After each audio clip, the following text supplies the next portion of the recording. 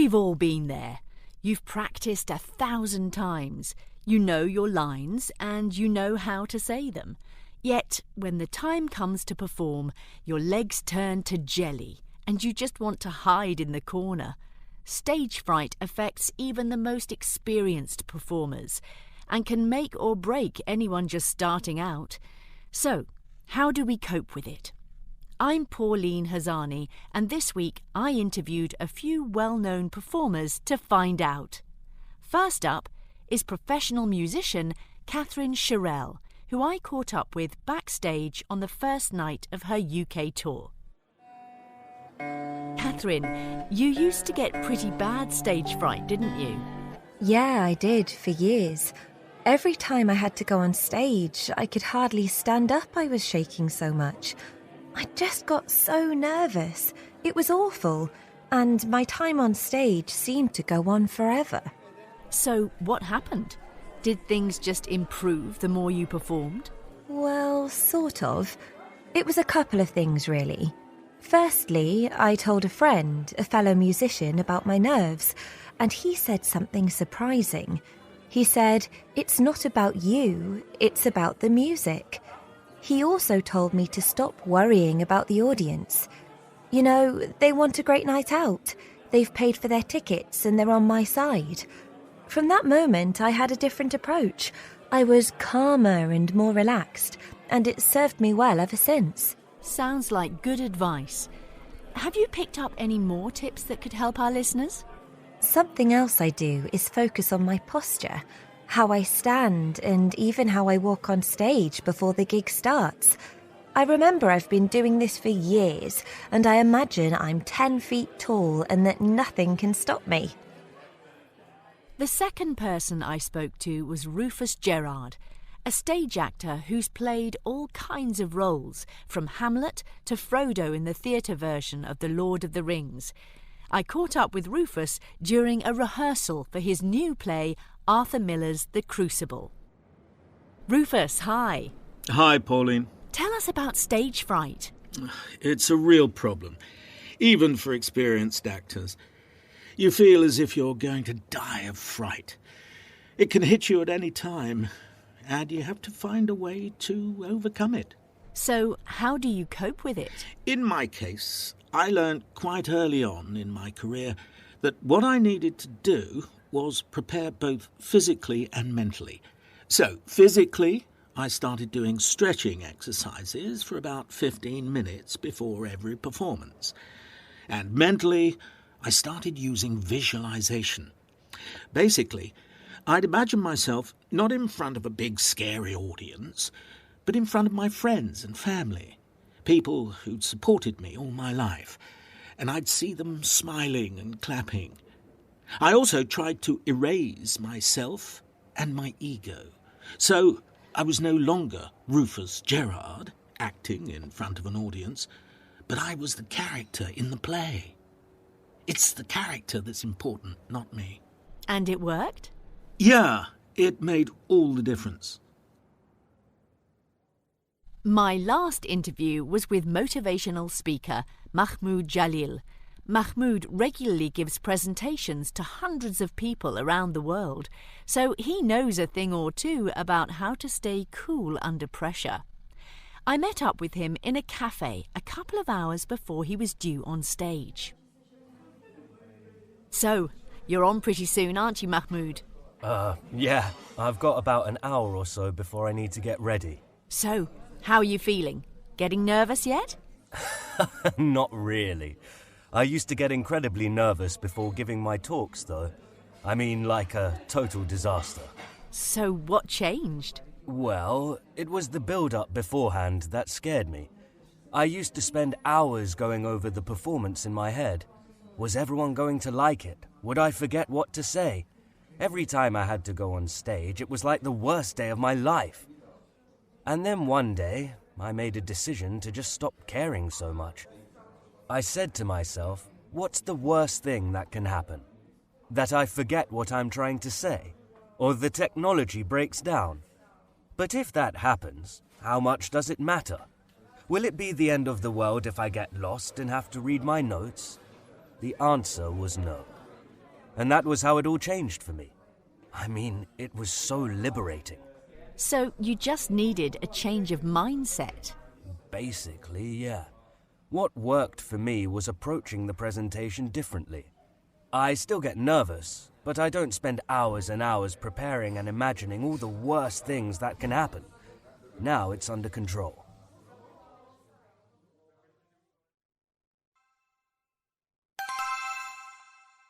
One of my favourite programmes when I was a kid was a very famous show called Mr. Ben. I don't really remember that much about it. I know it was my favourite because my mother tells me it was. It was a cartoon, and from what I remember, it's about a guy who goes into a fancy clothes shop and he puts on a different outfit, and then every time he comes out of the clothes shop, he's then transported to a world that corresponds with the outfit that he's wearing. I think I liked it because there was this innocent sense of adventure about it. I can't remember much about any individual episodes, though. 2.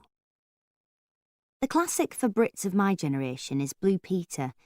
It's hard to underestimate its cultural impact. It was a kind of magazine programme for children. Basically, it involved 2 or 3 presenters who also had a dog and a cat involved in various tasks, demonstrating how to make toys or ornaments out of everyday household objects, short documentary trips to various places of interest, and so on. Occasionally they held interviews with famous actors or performers of some sort. They would also bring in people who had some form of talent, musical for example, to do live studio performances. Everyone wanted a Blue Peter badge, the special prize you could be awarded if you wrote in and they read your letter, or if you won a competition or something similar. Literally a badge of honour. 3. I liked this show, Grange Hill, because it was, I think, an accurate representation of what life in an English comprehensive school in a British city is like, and it dealt with issues that were interesting for perhaps a bit younger than teenagers, so like when you were from 9 to 12. I think it was a really good show because you're not yet old enough to watch adult TV, but you're too old to watch kids' TV, and it kind of bridges the gap between the two. And it deals with issues like drugs and sex in an unpatronising, non-condescending way. I suppose it was a kind of soap opera for kids, but quite a serious one. 4. When I was a teenager, my favourite show was Monty Python. It was different from any other kind of comedy show we'd had before. Instead of separate sketches with proper endings, in Monty Python they'd start a sketch and then suddenly stop it halfway, or one sketch would morph into another. If a sketch was getting boring, there'd be a news announcer coming on and saying, "And now for something completely different." The links between the sketches would sometimes be cartoons, very surrealistic and weird cartoons of people exploding or strange machines. I suppose one of the main reasons I liked it was because my parents didn't understand it at all. So it was kind of a rebellion. After a Monty Python night, we'd spend our entire lunch break at school going through it, remembering all the catchphrases and taking each sketch apart.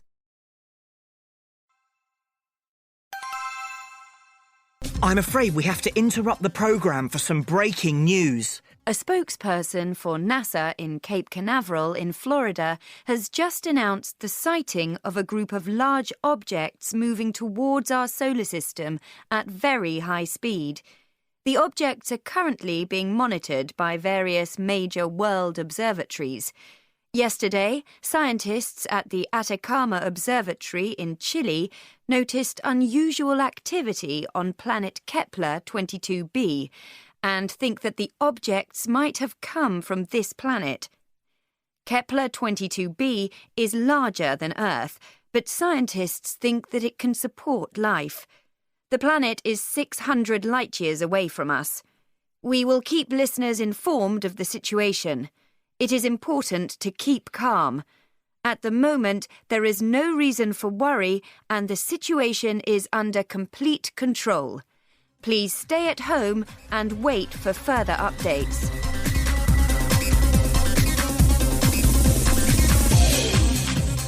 We have just had news that the group of objects has entered our solar system and is moving rapidly towards Earth. Everything is moving so fast that we are having trouble keeping up. Several scientists have said that because of their speed, the objects cannot be meteorites. Here is the latest on the situation from a spokesperson of the British Ministry of Defence.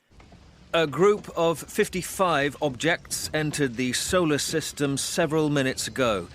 We calculate that the objects have been moving at thousands of times the speed of light. The Prime Minister has put the country's armed forces on red alert and is in contact with President Davis of the USA and President Wei Lin of China. As a safety measure, everybody is advised to stay at home. Repeat, everybody should stay at home.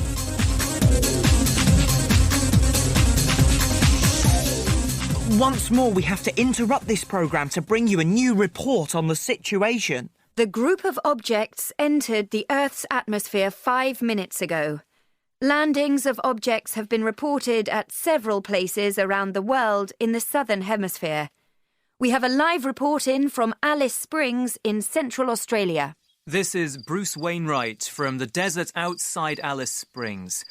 I'm with Professor Anna Cohen of Melbourne University and the local police force and army. At 9:45 local time, residents saw a huge flash and the landing of 5 or 6 objects outside the town. There's a huge crater which we're going towards. Professor, these can't be meteorites, can they? No meteorites could travel so fast, and their impact would have been much greater. They would have destroyed the whole area. What's that humming sound? It's highly unusual. It sounds like a high-frequency radio. Now we can see the objects. They're round with a diameter of about 30 metres. They look as if they're made of metal. What do you think, Professor Cohen? Yes, they are obviously made of some kind of metal, though I have never seen anything like it before. So, do you think these are alien spaceships? Just a moment. Something is happening. One of them is opening. A huge door in one of the objects is opening. There is a very bright light, and I can't see very much. Yes, I can. There's something coming out of the spaceship. It must be a spaceship. Oh no, this is one of the most terrible things I have ever seen in my whole life. I can see... It looks like some kind of face with 2 large eyes. It must be a...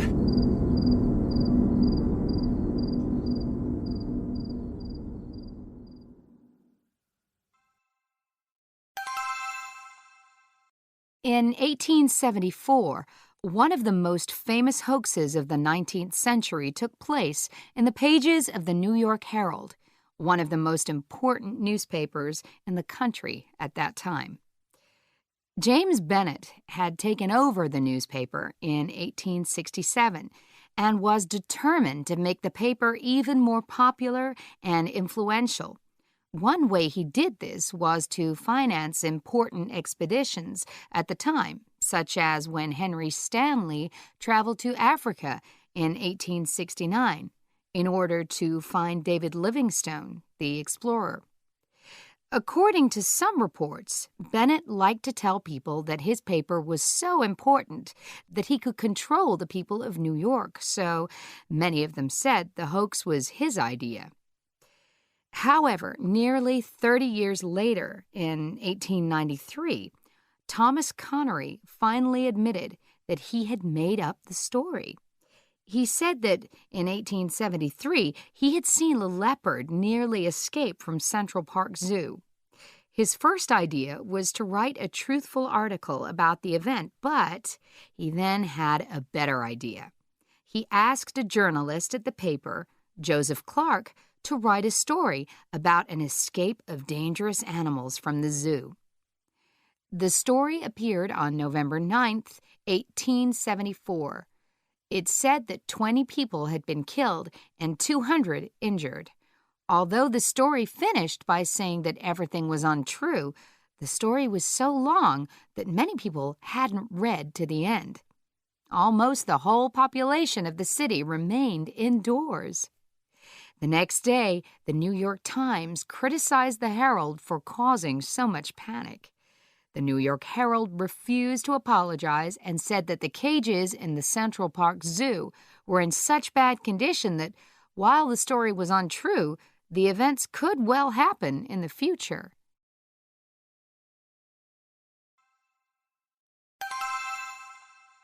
One.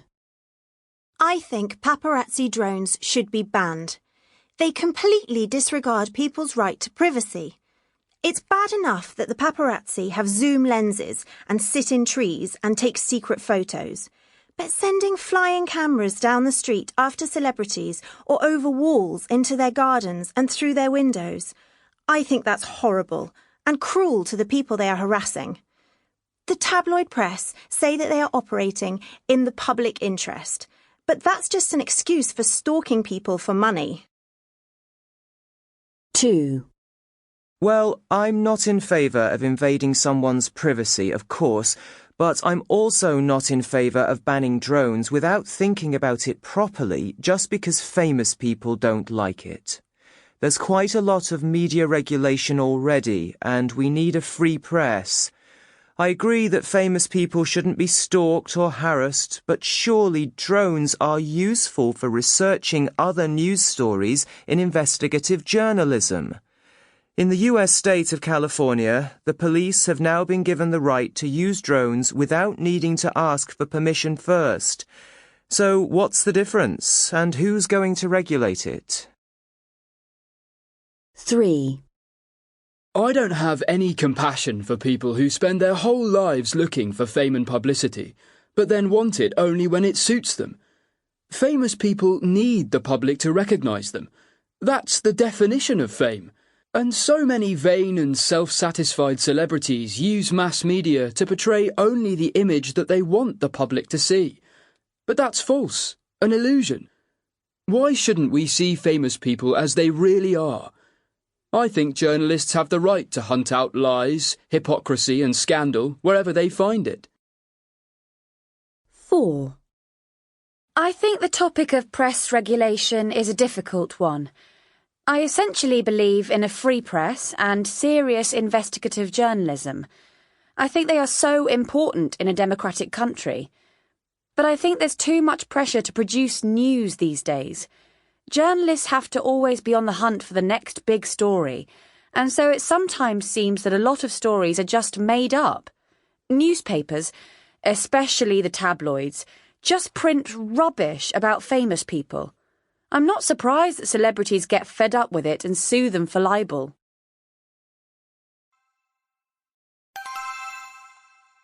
1. That went well, didn't it? Yes, I think you could say it was a complete success. Everyone seemed to be really enjoying themselves. The crowd went wild towards the end. Yeah. The band looked as if they were having fun too. They were grinning the whole time. That's because they knew it was all for a good cause. Absolutely. There were loads of people, weren't there? Far more than we expected. Well, human rights is such an important issue to a lot of people. So how much do you think we made? I don't know. The concert was sold out, but there are still a few things to deduct from the ticket sales. The band played for free, though, didn't they? That's right. We couldn't have done it without them. 2. Tales of extraordinary bravery are emerging from Nepal after the country was hit by an earthquake measuring 7.8 on the Richter scale. The quake caused an avalanche on Everest, which swept climbers away and flattened part of the camp at the base of the mountain. The avalanche caught medics by surprise, and one of them, 34-year-old Rachel Tullett, was swept onto a rock, injuring her leg. Despite the pain, Dr. Tullett leapt into action and succeeded in keeping 23 critically injured patients alive until they could be evacuated to hospital by helicopter. What she didn't tell anyone was that she had a gaping wound in her own leg at the time. Later, she stitched up the wound herself without an anaesthetic. Dr. Tullett is currently recovering at her home in New Zealand, but is planning to return to Nepal in a fortnight. 3. Today I'm talking to David Wilson from the Institute of Psychology. David, Could you tell us just what it is that makes people want to be famous? In my view, most people want fame for attention and money these days. You need only look at reality shows like Big Brother or Pop Idol to see what I mean. The problem is that this kind of fame can be very short-lived. Let's take the group Hearsay as an example. Now, Hearsay were the winners of the ITV1 show Pop Stars. Their first single sold 1.2 million copies, and their debut album more than 1 million. But sales started to slow after their second #1 single, and the band split up less than 2 years after first entering the limelight. Personally, I think it takes genuine talent rather than a desire to be rich to stay at the top.